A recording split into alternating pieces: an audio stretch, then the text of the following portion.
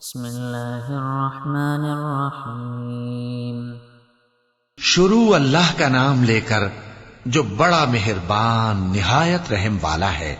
لم يكن الذين كفروا من أهل الكتاب والمشركين منفكين حتى تأتيهم البينة۔ جو لوگ کافر ہیں یعنی اہل کتاب اور مشرک وہ کفر سے باز رہنے والے نہ تھے یہاں تک کہ ان کے پاس کھلی دلیل آ جائے۔ رسول من اللہ یتلو صحفا مطہرہ، یعنی اللہ کا ایک پیغمبر جو پاک اوراق پڑھ کر سناتا ہے، فیہا کتب قیمہ، جن میں مستحکم آیتیں لکھی ہوئی ہیں۔ وما تفرق الذين أوتوا الكتاب إلا من بعد ما جاءتهم البينة۔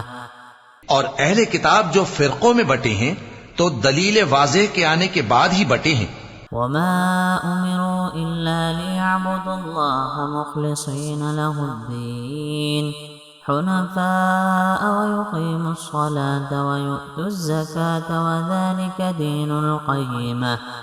حالانکہ ان کو حکم تو یہی ہوا تھا کہ اللہ کی عبادت کریں، اطاعت کو اسی کے لیے خالص کرتے ہوئے یکسو ہو کر، اور نماز قائم کریں اور زکوٰۃ دیں، اور یہی مضبوط اصولوں والا دین ہے۔ ان الذين كفروا من اهل الكتاب والمشركين في نار جهنم خالدين فيها اولئك هم شر البرية۔ جو لوگ کافر ہیں یعنی اہل کتاب اور مشرک وہ دوزخ کی آگ میں پڑیں گے اور ہمیشہ اسی میں رہیں گے، یہ لوگ سب مخلوق سے زیادہ برے ہیں۔ ان الذين آمنوا وعملوا الصالحات اولئك هم خير البرية۔ بے شک جو لوگ ایمان لائے اور نیک عمل کرتے رہے وہ تمام خلقت سے بہتر ہیں۔ جزاؤهم عند ربهم جنات عدن تجري من تحتها الأنهار خالدين فيها أبدا رضي الله عنهم ورضوا عنه ذلك لمن خشي ربه۔